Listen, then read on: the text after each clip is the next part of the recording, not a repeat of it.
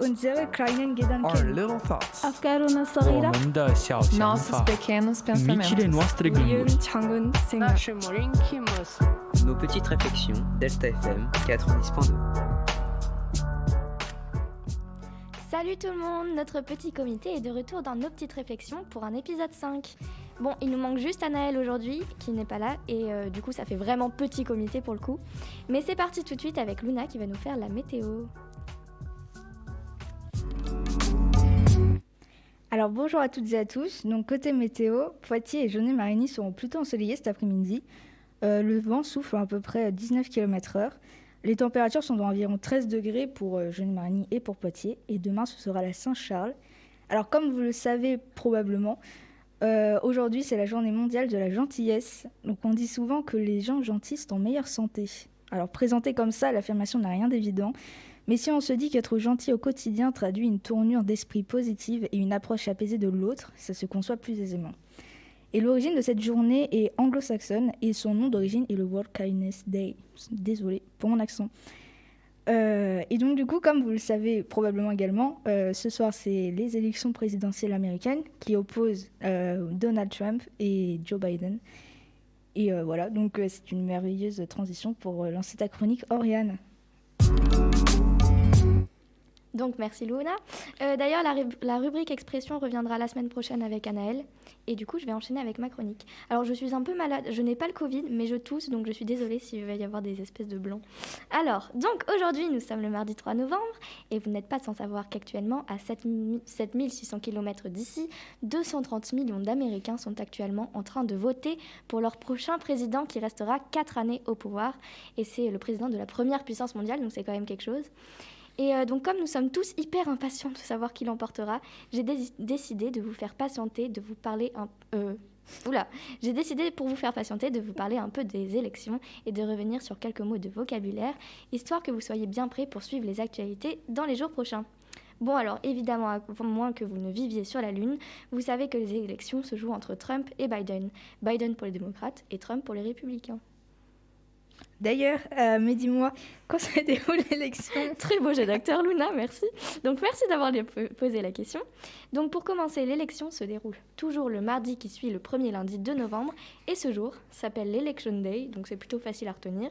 Il n'y a pas de piège. Alors, il faut savoir que l'Election Day est un jour de travail comme les autres pour la plupart des Américains.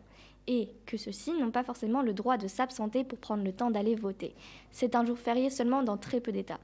Comme les queues dans les bureaux de vote sont généralement très longues, les Américains qui souhaitent voter doivent prendre une journée de congé. Seulement, ça pose un certain problème, car la plupart des Américains qui votent démocrates, attention c'est une généralité, donc sont des ouvriers ou des personnes ayant un boulot plutôt précaire.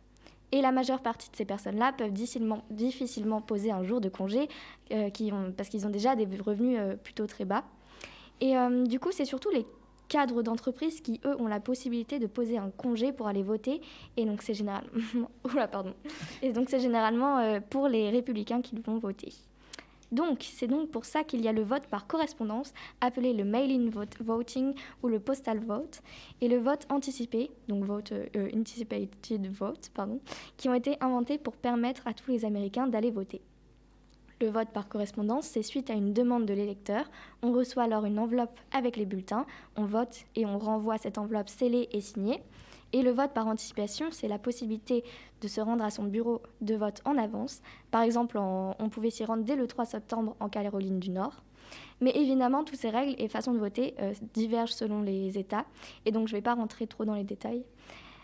Et pour conclure, c'est pour cette raison que Trump affiche son mécontentement vis-à-vis du vote par correspondance, car il affirme que l'élection pourrait être truquée, puisqu'avec cette technique, plus de partisans du camp démocrate peuvent aller voter. Maintenant, un petit terme technique quand même.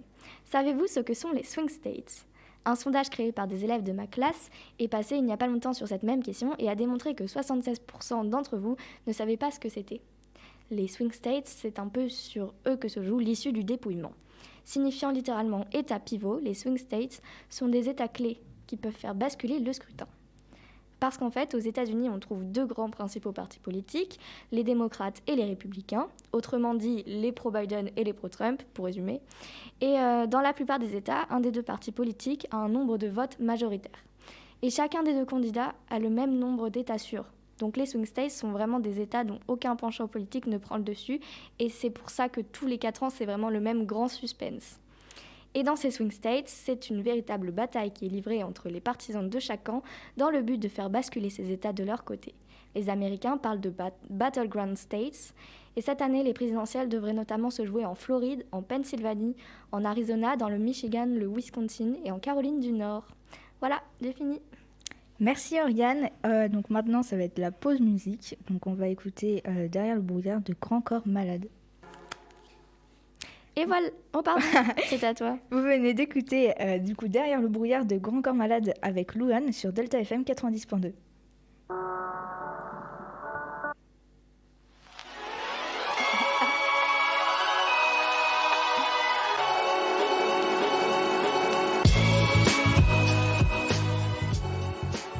Et voilà, merci à tous d'avoir écouté cet épisode, on espère que ça vous aura plu. On revient évidemment mardi prochain à 13h et on retrouvera notre chère chroniqueuse Colline et bien sûr Anaëlle.